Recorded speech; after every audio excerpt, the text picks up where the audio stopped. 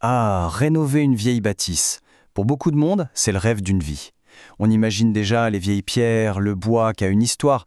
Mais attention, ce rêve peut très très vite se transformer en cauchemar si on s'y prend mal. Alors la question c'est, comment on fait pour que ça reste un rêve? Oui, c'est la grande question, n'est-ce pas? Parce que le charme de l'ancien, c'est une chose, c'est puissant. Mais derrière la belle façade, qu'est-ce qui se cache vraiment? Souvent un bon paquet de questions et, soyons honnêtes, pas mal d'angoisse. Et ces craintes, elles sont complètement légitimes. La peur de se lancer dans un gouffre financier, de se retrouver à respirer un air pollué par des matériaux toxiques, de ne plus savoir qui croire avec toutes les informations contradictoires qu'on trouve. Et puis, il y a la pire de toutes, l'angoisse de faire une bêtise, une erreur irréversible en pensant bien faire. Ok, alors rentrons dans le vif du sujet. Le cœur du problème, le dilemme qui est à la base de tout, il vient quasiment toujours de la même erreur. On a tout simplement oublié comment fonctionne un bâtiment ancien. L'erreur classique, c'est de vouloir plaquer les méthodes du neuf sur de l'ancien. On se dit, allez, un bon enduit ciment bien étanche, des isolants modernes, on pense bien faire. Sauf que pour une maison ancienne, c'est souvent un poison. On l'étouffe, littéralement, et c'est précisément là que les vrais ennuis commencent.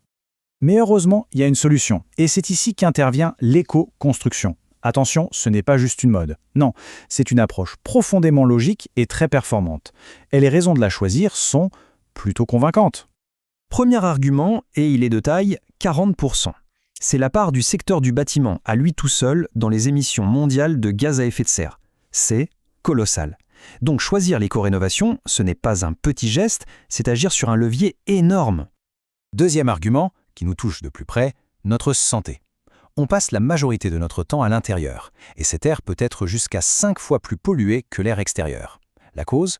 Toutes ces colles, ces peintures, ces matériaux industriels qui dégagent en permanence des composés chimiques pas très sympathiques.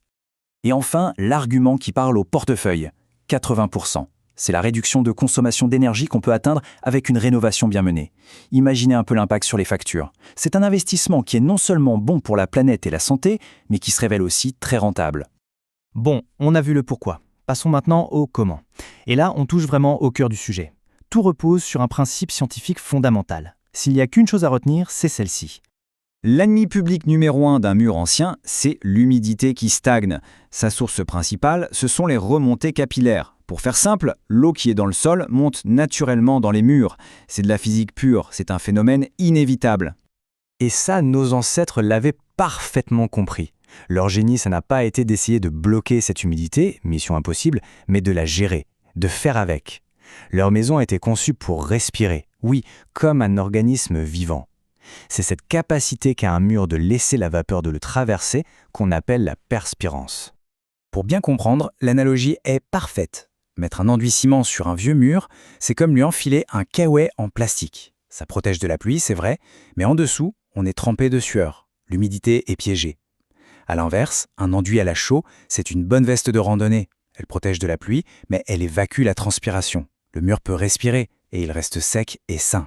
Donc en résumé, un bon manteau pour un vieux mur doit être un peu un couteau suisse. Il doit laisser sortir la vapeur, mais empêcher la pluie de rentrer. Il doit être souple, compatible avec les matériaux d'origine. C'est tout le savoir-faire des matériaux traditionnels en fait. Allez, à cette théorie, passons à la pratique. Concrètement, qu'est-ce qu'on trouve dans cette fameuse boîte à outils de l'éco-rénovation? Alors voilà un petit aperçu. Pour isoler, on va piocher dans le végétal, du chanvre, de la fibre de bois, du liège. Pour lier tout ça et faire les enduits, les deux stars, c'est la chaux et l'argile. Pour les finitions, pareil, on choisit des peintures qui n'enferment pas l'humidité. Et pour régler le problème à la source, à la base des murs, on a des techniques redoutables, comme le hérisson ventilé. Faisons un petit zoom sur le chanvre. C'est une plante, mais une plante incroyable. Mélangée avec de la chaux, on obtient un isolant exceptionnel qui va en plus réguler l'humidité ambiante. Ça crée un confort de vie incroyable. Et en bonus, les rongeurs et autres nuisibles le détestent. C'est parfait. Ensuite, la chaux. On pourrait dire que c'est le ciment de nos ancêtres, mais en fait c'est bien mieux. Elle est plus souple, donc elle évite les fissures quand le bâtiment bouge un peu. Et surtout, son super pouvoir, c'est qu'elle est totalement perméable à la vapeur d'eau. C'est le liant indispensable pour l'ancien. Et enfin, l'argile. Utilisée à l'intérieur, en finition, elle offre des textures et des couleurs magnifiques. Mais sa plus grande qualité, c'est sa capacité à agir comme une éponge intelligente. Elle absorbe l'excès d'humidité quand l'air est chargé et la restitue quand l'air devient trop sec. C'est un régulateur naturel.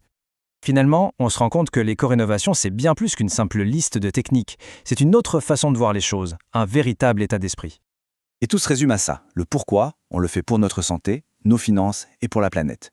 Le comment, en respectant ce besoin vital du bâtiment qui est de respirer, et le quoi, en utilisant les bons outils, c'est-à-dire des matériaux naturels et compatibles. C'est simple, c'est cohérent et c'est plein de bon sens. Et ça nous amène à une idée plus large. Rénover un bâtiment ancien, ce n'est pas qu'un projet personnel, c'est aussi une responsabilité. On devient en quelque sorte le gardien d'un héritage et on a le devoir de le transmettre aux générations futures en bon état. On va se quitter là-dessus avec cette pensée. Et si nos maisons, au lieu d'être une source de problèmes, devenaient une partie de la solution? Un lieu qui nous fait du bien à nous et qui en même temps fait du bien à la planète. C'est peut-être ça, au fond, la véritable essence de l'éco-construction.